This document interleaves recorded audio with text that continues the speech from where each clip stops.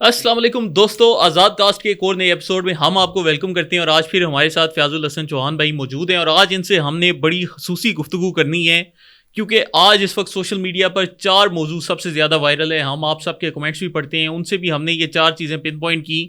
تو سب سے پہلے تو ہم فیاض بھائی سے آج پوچھیں گے کہ ابراج گروپ کیا ہے, پھر عمران خان کے چانسلر کے الیکشن میں کیا ہونے والا ہے, حامد میر نے جو ایک نیا پروپیگنڈا شروع کیا ہے اس کے متعلق سوال ہوگا, اور اینڈ پہ ہم بلوچستان کے اوپر تفصیلاً بات کریں گے کہ وہاں کی ہسٹری کیا ہے. تو فیاض بھائی کیسے ہیں آپ؟ ٹھیک ٹھاک؟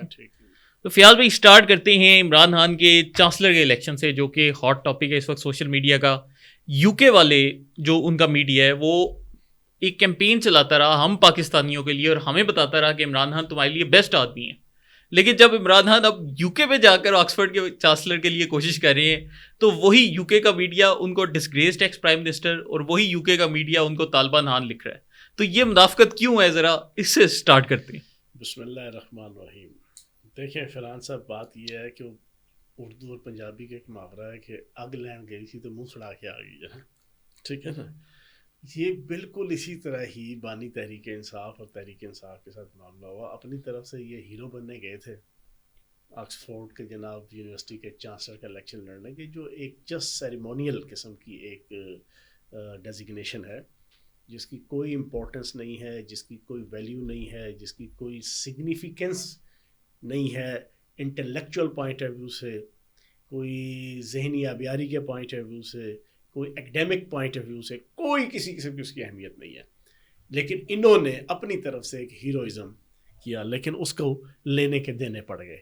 میں سمجھتا ہوں کہ اتنا اپریل 2022 سے لے کے اگست 2024 تک ان 2.5 سالوں میں شاید پاکستان کی اسٹیبلشمنٹ اور بانی تحریک انصاف کے مخالف بانی تحریک انصاف کو ایکسپوز نہیں کر سکے جتنی اس آکسفورڈ یونیورسٹی کی چانسلری کی جو چاہت تھی وہ ان کے لیے چاہت فتح علی خان بن گئی ہے.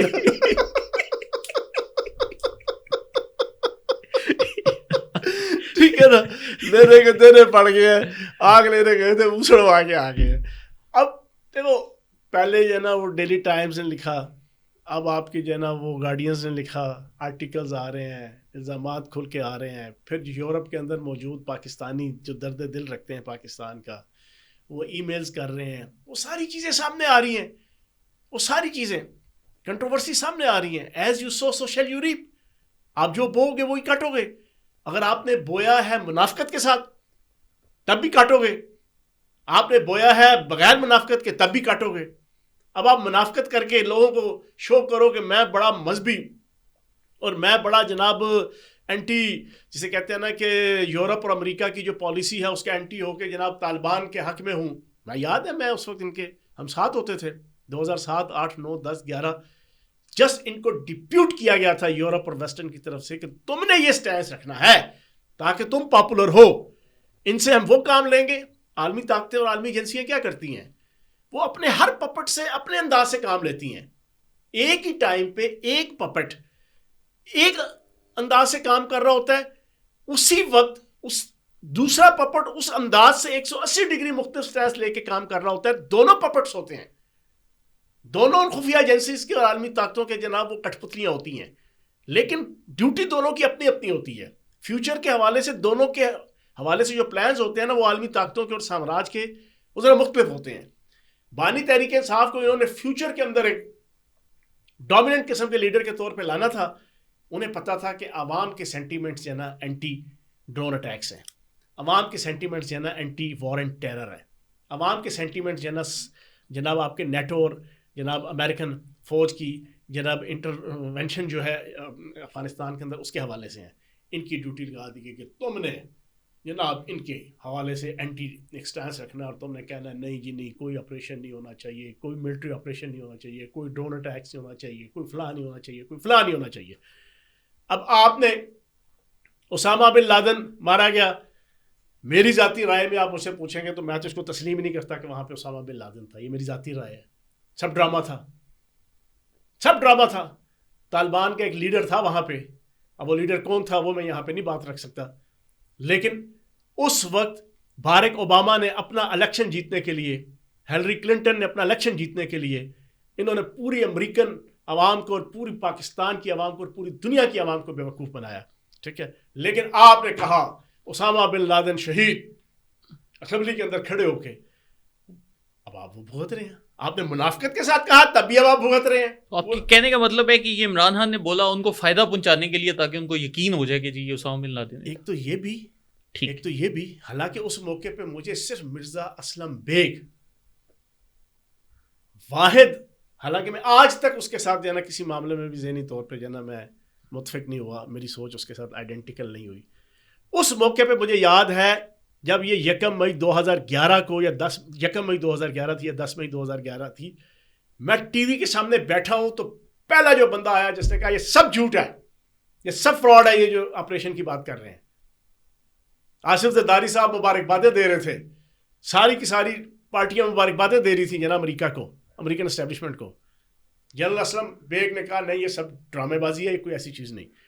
اب ہونا یہ چاہیے تھا کہ اگر آپ اتنے بڑے ہیرو تھے امت مسلمہ کے اور پاکستان کے اور طالبان کے اور اینٹی امریکہ تھے اور اینٹی نیٹو فورسز تھے, تو پھر سچی بات کرتے. آپ کو تو پتہ تھا سارا کچھ, لیکن آپ نے کہا نہیں جی اسامہ بن لادن واقعی وہاں پہ اس دنیا سے چلا گیا اور شہید ہے, صرف منافقت دکھانے کے لیے. اندر سے ان کو کیا پتا ہے نا, ان سے پوچھو شہید کہتے ہیں کس کے, اگر شہید کی ڈیفینیشن بتا دے تو میں جناب آپ سیاست چھوڑ دوں گا. اب وہ ان کے پلے پڑ گئی ہے. اب یورپ امریکہ والے اور برطانیہ والے کہتے ہیں اسامہ بن لادن, عام پبلک نے تو وہی جانا پہچانا ہوا نا جو ان کو میڈیا بتاتا ہے. انہیں کیا پتا کہ اسی اسامہ بن لادن کو, اسی القاعدہ کو, اسی امریکن CIA نے اور اسی MI6 نے اور اسی نیٹو فورسز نے, اسی یورپ اور امریکہ نے ان کو بنایا تھا. القاعدہ کا نام جو ہے نا امریکن CIA نے تجویز کیا تھا. القاعدہ کی بھرتیاں ساری امریکن CIA نے کی تھی, پینٹاگون نے کی تھی. ٹھیک ہے جی. اب وہ اپنا مقاصد تھے, اس وقت مقاصد پورے ہو گئے, بعد میں وہ ان کے دشمن ہو گئے. پھر میڈیا کے ذریعے سے Fox news, CNN, BBC, guardian, Washington post, new York time, Twitter, فلاں فلاں فلاں, اسکائی نیوز, پوری یورپ امریکہ اور برطانیہ کی عوام کو بتا دیا گیا کہ یار یہ تو ولن ہے اسامہ بن لادن. ان کے دماغوں میں تو ولن چڑھ گیا. یہ صاحب بہادر اس کو شہید کہہ رہے ہیں. اب وہ شہید جو ان کے دماغوں میں ولن تھا اس کو وہ کہتے ہیں کہ شہید ہے, مقدس موت مرا ہے. تو اب وہ پوچھتے ہیں بھائی یہ کدھر سے آکسفورڈ یونیورسٹی کے نمبران لگے ہو, ہاں یہ کہڑے پاسوں. پہلی چیز وہ. پھر اس کے بعد خواتین کے حوالے سے آپ نے عجیب بے تکے بے ڈھنگے, انہوں نے وہ اینڈریو ٹیٹ یا نا میرا ایک کارکن ہوتا تھا, اس کا نام میں نے راجہ امجد ٹیٹ رکھا ہوا تھا, سن رہا ہوگا تو ہنسے گا وہ جب سے میں نے یہ کوریج آنا شروع ہوئی ہے مجھے راجہ امجد ٹیٹ یاد آنا شروع ہو گیا. یہ اینڈریو ٹیٹ یا نا وہ بھی اسی قسم کی بونگیاں مارتا تھا. ہمیں تو میری تو کوئی دلچسپی نہیں, میں تو جب یہ آیا تو ریسرچ کی, پتہ چلا جی وہ کک باکسر ہے, وہ بھی یہی بونگیاں اور چولے مارتا ہے جیسا جناب بانی تحریک انصاف خواتین کے حوالے سے, خواتین کے ایشوز کے حوالے سے. اب جب آپ نے ایک سٹیٹمنٹ دی کہ ریپ کیسز جتنے ہوتے ہیں اس میں بنیادی وجہ خواتین خود ہیں, افسوسناک. اب آپ مجھے بتائیں نا کہ وہ لباس اچھا نہیں پہنتی. او بھائی یہ ایک اینگل ہے, لیکن یہ اینگل کسی ایسے ایشو پہ کہ کسی کا ریپ ہوا ہو, ریپ کے ایشوز آ رہے ہوں, تو آپ اس کو کہیں کہ اس ایشو کو ڈسکس کریں. یہ ڈسکس کرنے والا نہیں ہوتا پبلکلی. یہ کسی وکٹم کے سامنے یا اس وکٹم کے پیچھے کھڑی جو عوام ہوتی ہے اس سے بات کرنے والی نہیں ہوتی. ان عقل کے اندھوں کو تو پتہ ہی نہیں تھا کہ سینسیبلٹی کیا ہوتی ہے سوسائٹی اور معاشرے کے اندر, as a leader, as a worker, as a کھڑپینچ, ایز اے سردار, کیا بات کرنی ہوتی ہے, کیا نہیں کرنی ہوتی, اور کیا کرنی ہے اور کس انداز سے کرنی ہے. آپ کے مسلسل 4-5 کیس ہوئے ان دنوں. صاحب بہادر نے جناب سٹیٹمنٹ دے دی کہ یار یہ ساری کی ساری خواتین, اب وہ ان کے پلے پڑ گئی ہے. بھائی وہ تو بڑے سینسٹیو لوگ ہیں, یورپ کے اور برطانیہ کے اور امریکہ کے. انہوں نے کہا یہ واقعی تھی ہے. تو یہ ہو گئی. تیسرا آپ کا سلمان رشدی والا جو ہے نا وہ چیزیں چل پڑی, وہ علیحدہ سے بعد میں ہم ڈسکس کریں گے. تو میں یہ سمجھتا ہوں آگ لینے گئے تھے, منہ سڑوا کے جناب یہ آنے والے ہیں. اچھا پر فیاض بھائی ایک جو ہمارا سوال بیچ میں رہتا ہے وہ تو یہ ہے کہ ان سارے گوروں کو اس ساری چیز کا پتہ تھا کہ عمران خان کا اسامہ بن لادن پہ کیا ویو ہے, ان کو یہ بھی پتہ تھا یہ باقی سارے اس کے کیا یہ خواتین کے متعلق ویوز ہیں. پھر بھی یہ جو گورے ہیں ان کا جو پریس اور میڈیا پچھلے 2.5 سال ڈٹ کے ان کی سپورٹ کرتا رہا ہے. تو میرے خیال سے کسی پی ٹی آئی کے لیڈر نے اتنی سپورٹ نہیں کی جتنی وہ امریکی کانگریس نے اور برطانوی ہاؤس آف کامنز نے, ہاؤس آف لارڈز نے, انہوں نے اس کی سپورٹ کی ہے, اب ان کے ملک جا رہے ہیں تو ان کو اچانک تکلیف کیسے شروع ہو گئی؟ میری ذاتی رائے میں دنیا کی سب سے مظلوم اور دنیا کی سب سے اگنورنٹ عوام جو ہے نا وہ امریکہ, یورپ اور برطانیہ کی عوام. اب آپ پوچھیں گے کس طرح؟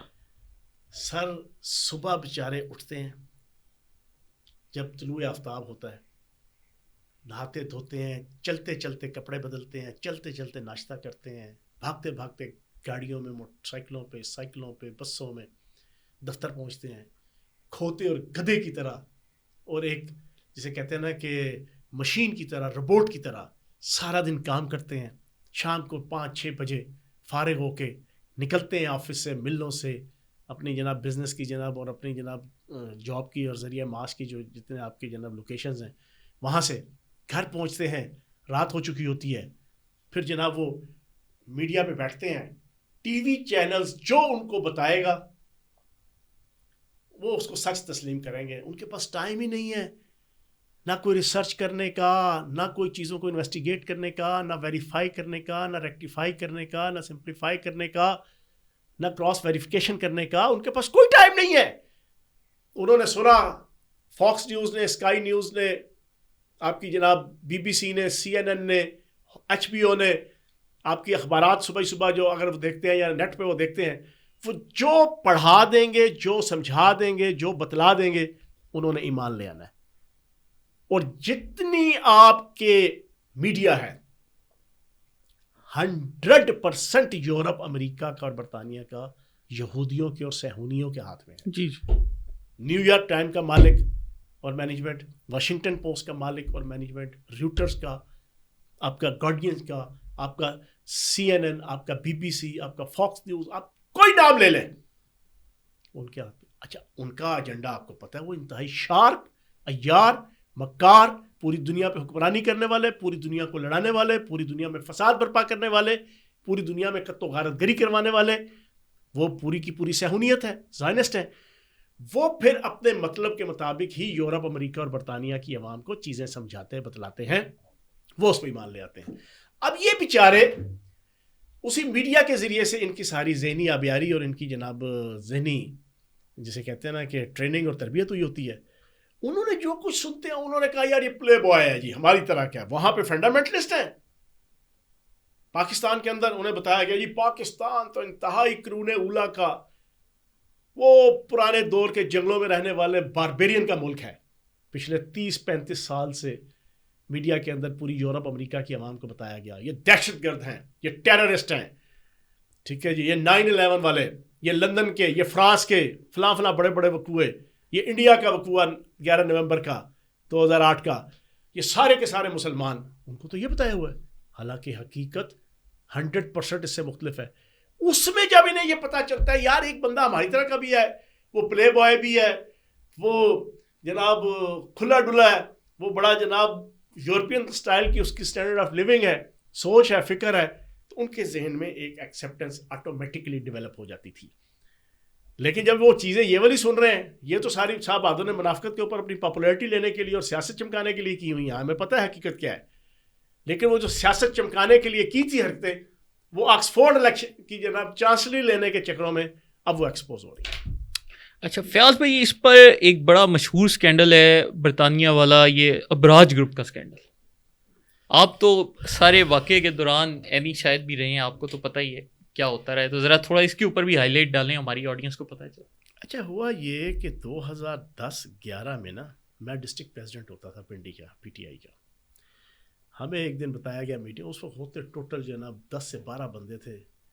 وہی آپ کے ہر ڈسٹرکٹ کے اندر آپ کے کارکن تھے, وہی لیڈر تھے, وہی عہدیدار ہوتے تھے, وہی بانی تحریک انصاف کے ساتھ لیتروں کی طرح گھومتے پھرتے تھے. 11واں بندہ کوئی نہیں ہوتا تھا کسی ڈسٹرکٹ میں بھی, چاہے لاہور, کراچی, ملتان, کسی شہر میں. پنڈی میں بھی پنڈی اسلام آباد کے ہم گنے چنے کو 30-35 بندے تھے جو بانی تحریک انصاف کے ساتھ ہر وقت موو بھی کرتے تھے, موجود ہوتے تھے. میٹنگ بھی انہی کی ہوتی تھی, سارا کچھ انہی کا ہی ہوتا تھا. وہی CEC ہے, وہی کور کمیٹی ہے, وہی سارا کچھ. ہمیں بتایا گیا جی میٹنگ کے اندر, جی اوورسیز پاکستانی سے فنڈ آ رہا ہے, ہر شہر کے اندر دفتر بنایا جائے گا. دفتر بنائیں جی آپ, فنڈنگ ساری جناب تحریک انصاف کی, جناب PTI کی لیڈرشپ اور PTI کا مرکزی فنانس جو ہمارا ہے شعبہ وہ کرے گا. ہم نے اس پہ دفتر بھی بنایا, میں نے بھی بنایا. آپ کے 6 روڈ پہ ہم نے سیٹلائٹ شاپنگ پلازا میں ہم نے دفتر بنایا. وہ جی ریگولر آنا شروع ہو گیا. پہلے مہینے کی ہر مہینے کی 2-3 تاریخ کو کرایہ شرایا سارا دفتر شفتر ہم نے تقریباً کوئی 8-9 مرلے کا جناب ایک فلیٹ اوپر لیا ہوا. اب وہ اس وقت مجھے سمجھ آئی, پتہ ہے کہ میں خود اس پروسیس سے گزرا ہوں, اب وہ پیسہ کہاں سے آتا تھا. آج ہم بڑی دلچسپ قسم کے حقائق پوری پاکستانی قوم کے سامنے رکھیں گے. ابراج گروپ آف کمپنیز, عارف نقوی بدنام زمانہ, فارن فنڈنگ کیس کے اندر اس کا نام آیا. جنرل فیض حمید کے سرسد کے اس فارن فنڈنگ کیس کو پچھلے 7 سالوں سے چلنے ہی نہیں دیا گیا, موو ہی نہیں کرنے دیا گیا. اس کے رستے میں عدالتوں کے ذریعے سے, کورٹ کے ذریعے سے رکاوٹ. سر ہوا یہ, آپ اندازہ لگائیں بانی تحریک انصاف کی فائنینشیل چلاکیوں کا. کبھی آپ کو القادر ٹرسٹ ملے گا, کبھی توشہ خانہ ملے گا, کبھی کیا ملے گا, کبھی کیا ملے گا. قسم خدا کی میں بعض بار سوچتا ہوں, مجھے اپنے آپ سے شرم آتی ہے بعض بار کہ ہم کتنے بے وقوف لوگ تھے. سارا دن اپنے ماں باپ بہن بھائیوں سے لڑتے تھے, یار پی ٹی آئی ساری کرپٹ ہوگی, بانی تحریک انصاف کے اوپر کرپشن کا کوئی الزام نہیں. ساری دیہڑی میڈیا چ بیٹھ کے اور جناب پریس کانفرنسیں اور میڈیا ٹاک اور جناب آپ کی ٹاک شوز, سارا دن دادی بیڑا لگایا ہوتا تھا. لیکن حقیقت اس سے بالکل مختلف تھی. ان کی اب یہ باریک واردات اور چلاکی ایک میں آپ کے سامنے اور پوری پاکستانی قوم کے سامنے رکھوں گا. 2010 سے لے کے 2012 تک یہ Arif Naqvi Abraaj group of companies کا مالک, یہ Wootton cricket club, Wootton cricket limited ایک جناب کرکٹ کلب تھا, WOOTON وٹن, یہ اس کا جناب ہیڈ تھا. ٹھیک ہے, یہ آپ کا آکسفورڈ شائر ایک گاؤں ہے انگلینڈ میں جی, اس میں اس کی کوئی 1700 عیسوی کی جناب اس کی پوری جائیداد اس نے خریدی ہوئی ہے. ایک کھرب پتی آدمی, حرام حلال ملا ملو کے چلا سا. یہ بانی تحریک انصاف کا ذاتی دوست تھا. ان دونوں نے مل کے کہا یار کہ ہم فراڈ, ایسا فراڈ کہ جو تقدس کے نام پہ ہو وہ رہا. بانی تحریک انصاف کا ہر فراڈ, چاہے سیاسی ہو, چاہے معاشی ہو, چاہے اخلاقی ہو, خدا کی قسم اخلاقی تقدس کے اور مذہبی تقدس کے کور میں ہوتا ہے. انہوں نے کیا کیا, پی ٹی آئی کو فنڈنگ کرنے کے لیے ایک پورا پلان بنایا. اس نے T20 کا ایک ٹورنامنٹ رکھا 2010 سے لے کے 2012 کے درمیان, مسلسل رکھے. ہر ان جو 3 گرمیاں آئیں, ان 3 گرمیوں میں 2010, 11, 12, لیکن ایک جو بڑا رکھا اس میں انہوں نے ایک فیصل آباد کے نام کی اور ایک پشاور کے نام کی ٹیم بنائی. اس کا میچ رکھا. میچ کا عنوان دیا کہ یہ پاکستان کے اندر چیریٹی کرنے کے لیے, بالکل فلاحی سرگرمیوں کے لیے اس کا پیسہ جناب ہو جائے گا. اور 2000 پاؤنڈ سے لے کے 2500 پاؤنڈ اس کو دیکھنے کی فیس رکھی, اور پوری دنیا سے سینکڑوں انویسٹر, بینکر, لائر اور ڈگنیٹیز بلائے. سارے آئے. 2 ملین پاؤنڈز جو اس وقت کے 50 کروڑ آج کا 77-78 کروڑ روپے بنتا ہے, وہ اکٹھا ہوا. اب کیا ہوا, سارا اکٹھا ہوا. چیریٹی کا نہیں بتایا گیا کہ ایگزیکٹ چیریٹی کا مقصد کیا, مقصد کا ایڈریس کیا ہے, کس فورم کو, کس آرگنائزیشن کو, کس کو فرد کو. اب یہ سارا کلیکٹ ہو گیا. اگلی کہانی اب دیکھیں. اگلی کہانی یہ ہے کہ Abraaj group of companies 14 March 2013 کو 1.3 ملین پاؤنڈز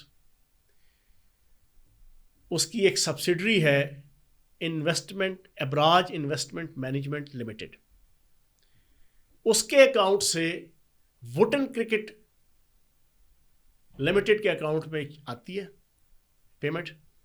اور اس وقت صرف 5487 پاؤنڈز ہوتے ہیں وٹن کرکٹ کلب کے اکاؤنٹ میں. لیکن $1.3 million Abraaj investment management limited کی طرف سے آتے ہیں. جس دن آتے ہیں اسی دن جناب پاکستان میں پی ٹی آئی کے اکاؤنٹ میں منتقل ہو جاتے ہیں. بالکل صحیح. پہلی چیز. دوسری پھر جناب آپ کا تقریباً کوئی اپریل کے مہینے میں ایک مہینہ چھوڑ کے, اب یہ ذہن میں رکھیے گا, اور پاکستان کے عوام کے 11 مئی 2013 کو الیکشن ہوئے تھے, 2013 کے. اب یہ پی ٹی آئی کو الیکشن جتوانے کے لیے یہ جو فنڈنگ ہو رہی ہے اس کی بھی میں تھوڑی ڈیٹیل آپ کو بعد میں بھی بتاتا ہوں. پھر اپریل کے مہینے میں $2 ملین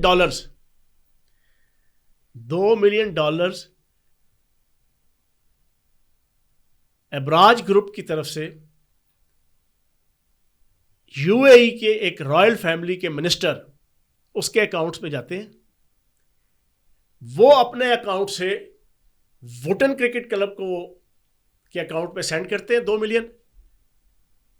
جب وہ آ جاتا ہے تو ابراج گروپ آف کمپنیز کا عارف نقوی کا جو مینیجر تھا وہ ای میل کرتا ہے.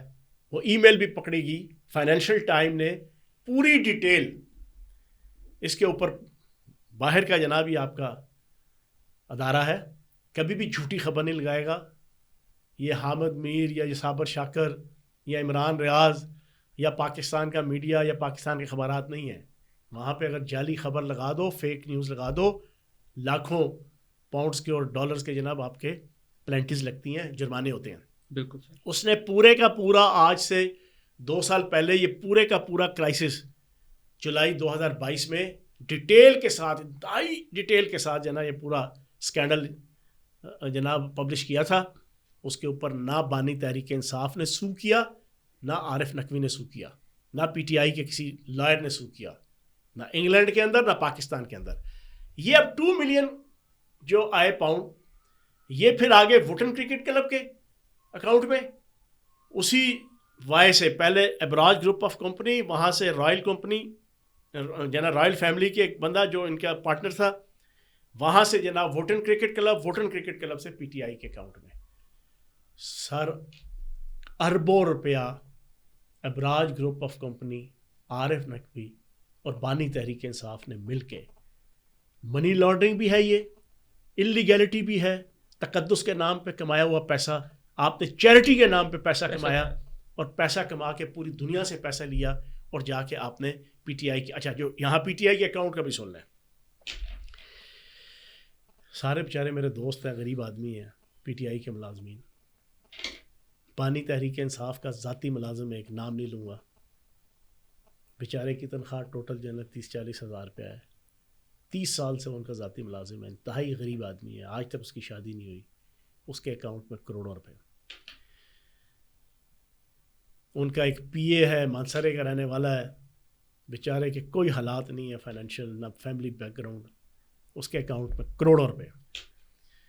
ان کی فنانس ڈپارٹمنٹ کا بیچارہ ایک لڑکا ہے, چھوٹے سے قد کا ہے, 4 فٹا, بیچارے کا بیک گراؤنڈ جا کے دیکھیں, فیملی بیک گراؤنڈ, باپ دادا, بیچارہ 20,000-25,000 کی نوکری پہ آیا تھا پی ٹی آئی, کروڑوں روپے اس کے اکاؤنٹ میں. اس طرح کے 8-9 بندے, اور پھر پی ٹی آئی کے جو ان کے ارد گرد کے 4-5 مرکزی لیڈر تھے, ان کے ذاتی اکاؤنٹس میں کروڑوں روپے. یہ ساری فارن فنڈنگ کیس کی انویسٹیگیشن میں ثابت ہو چکا ہے. لیکن آج تک فیض حمید کے لیگل نیٹ ورک, جب وہ آئی ایس آئی کے آل ان آل ہوتے تھے, اور اس کے بعد انلیگل نیٹ ورک نے اس چیز کو بے نقاب نہیں ہونے دیا. کتنی حیرانگی کی بات ہے. اب یہ جتنی میں نے باتیں بتائی ہیں, یہ فائنینشیل ٹائم دنیا کا سب سے معتبر ترین جناب جریدہ ہے, معتبر ترین. اس نے 18 جولائی 2022 کو اپنے اخبار کے اوپر جناب یہ اس کو پبلش کیا تھا. آج تک اس کو کسی امریکہ, کسی یورپ, کسی برطانیہ, کسی پاکستان کی عدالت میں سو نہیں کیا گیا. تو فیاض بھائی, جن ورکروں کے اکاؤنٹس میں کروڑوں روپے تھے, وہ کچھ ان کو استعمال بھی کرنے دیے ہیں, یا وہ بیچارے غریب ہی رہے ہیں؟ وہ بیچارے غریب, وہ بیچارے ابھی جیلیں کاٹ کے آئے ہیں, دفتر پہ چھاپا پڑا. مجھے ترس آتا ہے, خدا کی قسم, بڑی فیملی, جیسا وہ 30-40 ہزار فیملیز 9 مئی کی وجہ سے, اسی طرح یہ میں فیملیز دیکھتا ہوں. ان میں سے کچھ تو ہیں ہی نسلی جنا 4-6-8 دانے ہیں, میں جانتا ہوں, وہ ہر قسم کی جناب وہ فائنینشیل سوشل مورل حرام پونے میں جناب بانی تحریک انصاف کے فیسیلیٹیٹر تھے. کچھ بیچارے ویسے بیچارے جناب وہ قربانیاں دے رہے ہیں اور پھنسے ہوئے ہیں. اچھا فیاض بھائی، لاسٹ ٹائم آپ نے بلوچستان پر بات کی تو یہ ماہل بلوچ کا بھی ذکر ہوا، وہ جو ایک لڑکی سوسائڈ بامبر بن گئی تھی اور اس کو یہ مارنگ بلوچ نے پراپر کیمپین کروا کر ایجنسیوں سے یا سی ٹی ڈی سے چھڑوایا تھا. تو حامد میر اب دوبارہ سے وہ اسی ڈگر پہ آ گئے ہیں اور سب کو ڈیفینڈ کرنا شروع ہو گئے ہیں اور کہہ رہے ہیں کہ جی بڑا اچھا کیا بلوچوں نے جو بھی کیا ہے، اور ان کو اپنا، اب میں کیا کہوں. میں حیران ہوں، پورا پاکستان خون کے آنسو رو رہا تھا کہ 53 پاکستانی سولجر، شہری، ملٹری، سویلین بے قصور جانے گئیں. اس کے اوپر جس بندے کا آپ نے نام لیا ہے، liberation of friends of liberation of Bangladesh کا ایوارڈ بھاگ کے جا کے حسینہ واجد سے لینے والا یہ شخص، اس نے جو اس دن ٹویٹ کیا، خدا کی قسم 24.5 کروڑ پاکستانیوں کے دل چیر کے رکھ دیا. کہتا ہے مہارنگ بلوچ کیوں معافی مانگے؟ کیا اس کا باپ جب جناب مارا گیا تھا تو کسی نے معافی مانگی تھی ریاست نے؟ اس نے کہا کہ یہ سارا کچھ کیوں ہوا؟ اکبر بھگٹی کو انصاف نہیں ملا تو یہ ہوا. اگر اس کے استدلال کو مان لیا جائے، جو بڑا قلم کا کھلاڑی بنتا ہے، میں تو اس کو کسی ٹکے آنے کا جانا نہ قلم کا لکھاری سمجھتا ہوں، نہ کبھی گفتگو کا میں نے اس کو اسٹوڈنٹ سمجھا ہے. صرف بیرونی اپنے آقاؤں کی آشیرواد کے لیے جنا اینٹی اسٹیٹ بیانیہ اور اینٹی فوج ہمیشہ بولنا، جس کی زندگی کا مقصد ہو، اور وہ بھی ایک ایجنڈے کے تحت. ویسپا میں جناب آپ 90s میں گھوما پھرا کرتے تھے اور آج آپ ارب پتی ہیں. آپ یہ والا جسٹیفیکیشن دیں. حالانکہ انسان، اور ایک محاورہ ہے کہ اللہ حسن دیتا ہے تو نزاکت بھی دے دیتا ہے. بڑے بڑے لوگوں کو دیکھا کہ جو بالکل گئے گزرے ماتڑ، کسی ٹکے آنے کے نہیں، لیکن اللہ نے حسن دیا، نزاکت بھی آ گئی. یار اگر اللہ پاک نے آپ کو کسی وجہ سے بھی، شروع میں آپ پاکستان کی اسٹیبلشمنٹ کی گود میں بیٹھ کے جوان ہوئے، پھر آپ بیرونی اسٹیبلشمنٹ کے اشاروں پہ ناچ کے اب ساری چیزیں، اگر آپ نے کوئی مقام بنا ہی لیا ہے تو کم از کم آپ کی ذمہ داریاں بھی کافی بڑھ جاتی ہیں. کوئی شرم کرو یار، کوئی پاکستانیت کی کوئی رمق اور کوئی خون تو رکھو یار. یہ ٹویٹ بنتا تھا کسی پاکستانی کا؟ اگر آپ کی جسٹیفیکیشن مان لی جائے، دنیا کے کسی ملک میں بھی اگر ریاست کے ہاتھوں کوئی بندہ مارا جائے تو اخلاقی طور پہ اس بندے کی اولاد، اس کے خاندان کو رائٹ حاصل ہے کہ وہ پوری ملک کو جلا دے، پوری ریاست کو جلا دے. کیا یہ پوری دنیا میں یہ قانون چل سکتا ہے یا چلنے دیا جاتا ہے؟ برطانیہ کی مثال آپ کے سامنے ہے. برطانیہ میں جس انداز سے بلوائیوں کو، فسادیوں کو ڈیل کیا گیا، اس ڈیلنگ کے اندر جو انسلٹ ہوئی، جو جبر ہوا، جو بظاہراً ظلم ہوا پولیس کی طرف سے، سرکار کی طرف سے، عدلیہ کی طرف سے، اس پہ کسی کا بیٹا اٹھ جائے، کسی کی اولاد اٹھ کھڑی ہو، کسی کی بیٹی اٹھ کھڑی ہو کہ میرے باپ کی توہین کی گئی، کہ اس کو ننگا کر کے اس کو گھر سے، اس کے بستر سے اٹھا کے لے کے گئے اور اس کی ویڈیو بنی اور عدالتوں میں پیش کی گئی اور اس کو پھر الٹا سزا دی گئی. میں یہ ظلم کبھی نہیں بھول سکتی، نہ میں بھول سکتا ہوں. میں تاج برطانیہ اور سلطنت برطانیہ اور انگلینڈ کی حکومت کے خلاف جد و جہد کر رہا ہوں. اگلے وہیں پہ واڑ دیں گے جہاں سے آئے ہوں گے اس دنیا میں.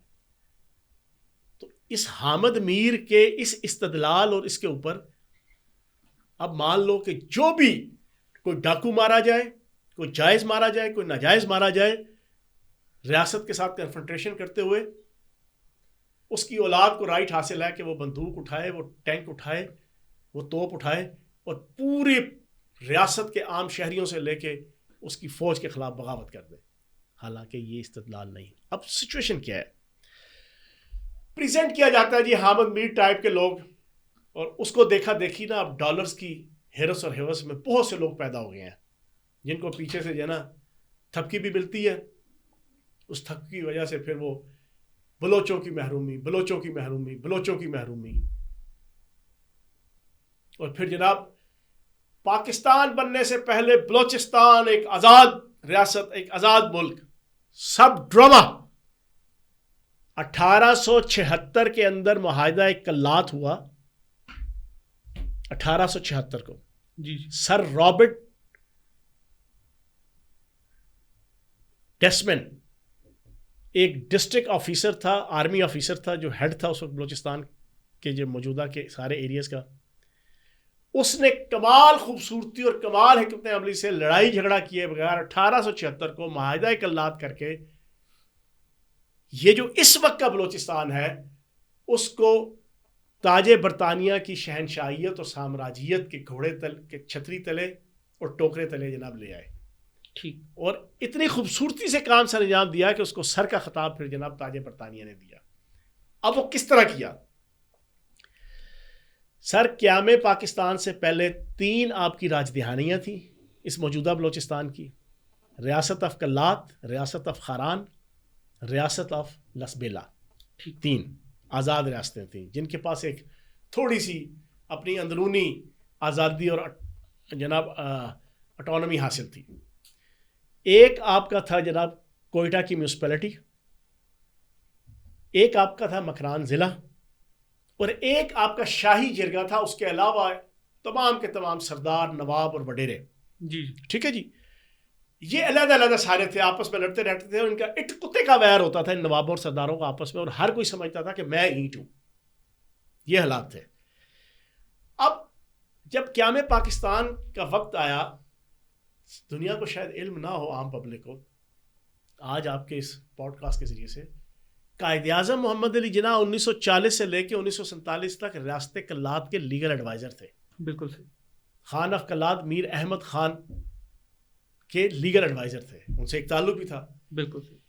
قائد اعظم نے آخری دنوں میں 1947 میں موٹیویٹ کیا خان آف کلات کو کہ یار آپ پاکستان کے ساتھ الحاق کرو۔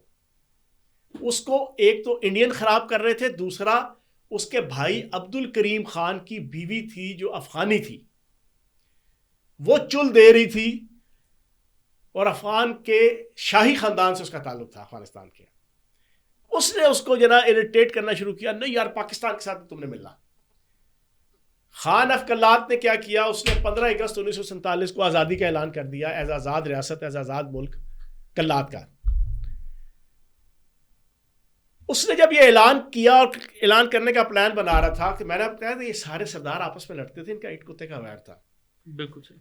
خاران کے خان نے اس کو نہیں مانا، جی جی، اس نے کہا۔ مکران ضلع کے سرداروں نے نہیں مانا، لسبیلا کے سرداروں نے اور ریاست کے ہیڈ نے نہیں مانا، شاہی جرگے کے جناب سرداروں نے نہیں مانا، کیوں کوئٹہ میونسپلٹی کے جتنے عمائدین تھے انہوں نے نہیں مانا۔ انہوں نے کہا ہم کیوں اس ریاست کلات کی جناب سپرویژن اور میر احمد خان کی جناب سپرمیسی میں اپنے آپ کو جائیں، ہم خود بہت بڑا خان ہے، ہم خود بہت بڑے بلوچ سردار ہیں۔ بلوچوں نے اس کے علاوہ، کلات کے علاوہ ساروں نے خان آف کلات کی جناب، کیونکہ یہ مین بڑی ریاست تھی، اس کی خندق میں انہوں نے پاکستان کے ساتھ الحاق کا اعلان مہینہ پہلے ہی کر دیا تھا۔ بالکل صحیح۔ اب رہ گیا کلات۔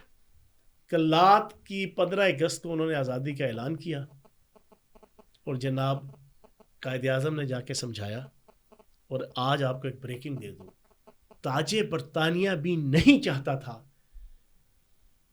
کہ ریاست کلات یا اس بلوچستان کی ٹیریٹری میں کوئی آزاد ایسا ملک بنے کہ جس کو وہ اپنی مرضی کے مطابق نہ چلا پائیں، کیونکہ فیوچر کے اندر چائنا کے حوالے سے اور فیوچر کے جتنے کوئی پلانز تھے تاج برطانیہ کے، اس کے حوالے سے بھی ان کے رستے میں کچھ چیزیں رکاوٹ آ رہی تھی۔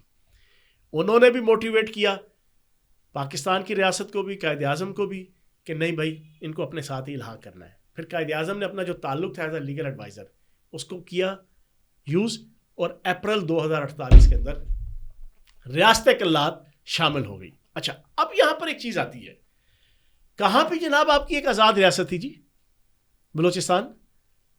کہاں پہ ایک جناب آزاد ملک تھا؟ یہ تو میں نے آپ کے سامنے سچویشن رکھ دی پاکستان بننے سے پہلے۔ اب پاکستان بننے کے بعد کی سن لیں۔ موجودہ بلوچستان 1 مئی 1970 کو 1 یونٹ جب ختم ہوا پاکستان سے، تو مکران ڈویژن اور کوئٹہ ڈویژن کو ملا کے حکومت پاکستان نے یہ صوبہ بنایا، صوبہ بلوچستان۔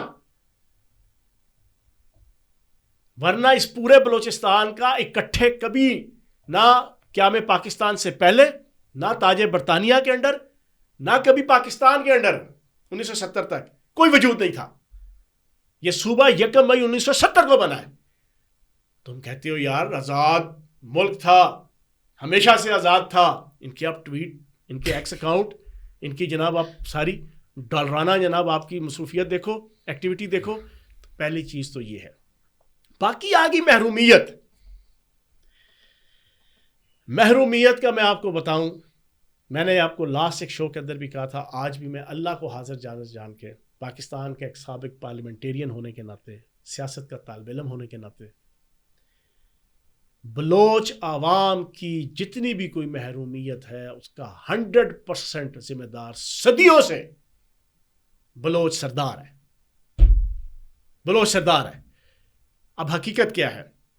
حقیقت یہ ہے کہ بلوچستان کے اندر 387 ٹیکنیکل ادارے ہیں، پنجاب کے اندر آپ کے 347 ہیں. کم ہے. سنیں آپ، بلوچستان کی آبادی جو ہے نا 70 لاکھ ہے، پنجاب کی آبادی جو ہے نا 12 کروڑ ہے. حقیقت یہ ہے کہ پنجاب کے اندر فی بندہ سڑک وہ کم ہے لینتھ بننے کی، بلوچستان کے اندر زیادہ ہے. صورتحال یہ ہے کہ سی ایس ایس کا ایگزام آپ نے بھی دیا ہوگا، آپ نے بھی پروسیس سے گزرے ہوں گے، ہم نے بھی جوانی کے اندر دیکھا. پنجابی کراچی والا پڑھ پڑھ کے کیسیاں مار کے پڑھائی کی، وہ 95% بھی نمبر لے لے، وہ سی ایس ایس کلیئر نہیں کر پاتا، اپیئر نہیں کرتا. بلوچستان کا شہری جسٹ پاس کرتا ہے، وہ سی ایس ایس اپیئر کر جاتا ہے. کسی ریاست نے، کسی حکومت نے، کسی فوج نے تعلیمی ادارہ بننے سے منع کیا ہو، ہسپتال بنانے سے منع کیا ہو، سڑکیں بنانے سے منع کیا ہو، انفراسٹرکچر بنانے سے منع کیا ہو، سول ڈیولپمنٹ سے منع کیا ہو؟ Not at all. اور پھر ایک چیز اور بتاؤں، ہمیں 50 لاکھ اور 1 کروڑ ملتا تھا 2002 اور 2007 کی اسمبلی میں ترقیاتی کاموں کے لیے ایگزیکیوٹنگ ایجنسیز کے ذریعے سے، کہ ہم 50 کروڑ کی اسکیمیں دے سکتے ہیں، 50 لاکھ کی یا 1 کروڑ کی. بلوچستان کے ایم پی اے کو 5 ارب روپے کی اسکیموں کے ملتے تھے، اور آج 10 ارب روپیہ سال کا. 2008 کے اندر جب ان کی میثاق جمہوریت کے تحت حکومت آئی، زرداری صاحب نے 18ویں ترمیم کی، حقوق بلوچستان کے نام پہ اربوں روپیہ کدھر جاتا ہے؟ سارے کا سارا سردار کھا جاتے ہیں.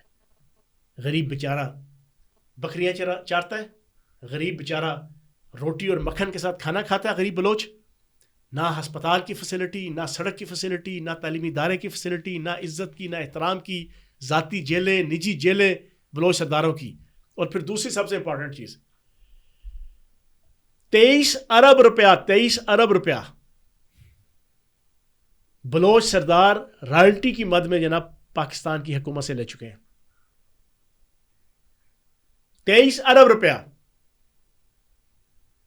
اربوں روپیہ لیتے ہیں یار یہ سردار. اب یہاں پہ گیم ہے صرف چائنا اور امریکہ کی اور پاکستان کی. چائنا پاکستان کا دوست ہے، گوادر ایئرپورٹ اور گوادر پورٹ بن گئی ہے، سی پیک بن رہا ہے. صرف اب اس کو سبوتاژ کرنے کے لیے عالمی طاقتیں، انڈین را، اسرائیلی موساد، ان کی خفیہ ایجنسیز، وہ ان سارے ایشوز کو محرومی ہے.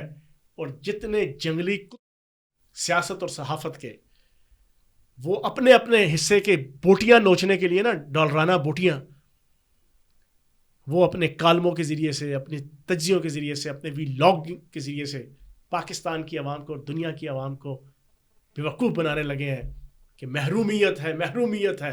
اور بھائی محرومیت کا ذمہ دار کون ہے؟ ریاست پاکستان نہیں ہے، افواج پاکستان نہیں ہے، عدالت پاکستان نہیں ہے. وہ سردار ہیں جنہوں نے اربوں کھربوں روپے لوٹ کے، فرانس کے اندر ان کے محل دیکھو، برطانیہ کے اندر ان کے محل دیکھو، امریکہ کے اندر ان کے محل دیکھو، بلوچستان کے اندر ان کا رہن سہن دیکھو. اور یہ مارنگ بلوچ سے پوچھو، تمہارے والد کو جو ہے وہ اغوا کرنے کے بعد دنیا کہتی ہے کہ یار تمہارا مخالف جو قبیلہ تھا جناب ان کی طرف سے جناب یہ سارے کا سارا جناب پروسیس تھا. مسنگ پرسن جناب آپ کے سارے جناب جا کے کیمپوں میں بیٹھتے ہیں, وہاں سے ٹریننگ لیتے ہیں افغانستان کے پہاڑوں میں یا باہر بیٹھے ہوتے ہیں, اور پھر مسنگ پرسن کا بھی ایک ڈرامہ سن رہے ہیں آپ.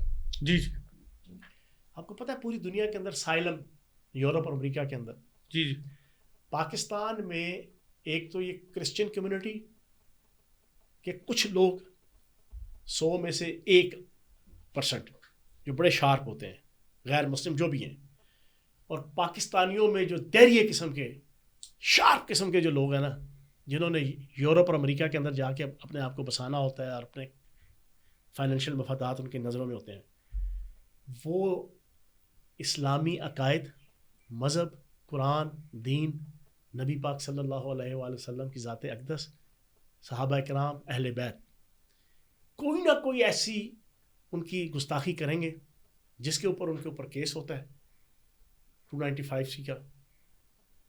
اس کیس کو بنیاد بنا کے یہ باہر ویزا لگاتے ہیں اور بھاگ جاتے ہیں. ٹھیک ہے جی. اسی طریقے سے یہ مسنگ پرسن کا بھی یہی ڈرامہ ہے. آج پہلی دفعہ میں آپ کے پروگرام میں پاکستانی عوام کو بتانا چاہوں گا ہوتا کیا ہے. یہ بندہ اپنا بھیج دیتے ہیں افغانستان یا باہر کے ملکوں میں چلا جاتا ہے, فرانس, جرمنی, کینیڈا, یورپ, امریکہ, برطانیہ.